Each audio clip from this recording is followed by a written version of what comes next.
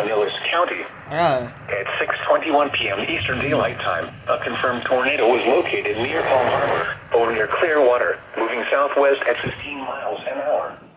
Hazard, damaging tornado.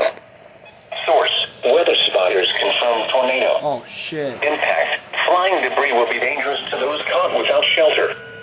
Mobile homes will be damaged or destroyed. Damage to roofs, windows, and vehicles will occur. Oh, shit. Tree damage is likely. This tornado will be near Clearwater around 6:45 p.m. Eastern Daylight Time. Other locations impacted by this tornadic thunderstorm include Oldsmar and Safety Harbor. Oh, shit. To repeat, a tornado is on the ground.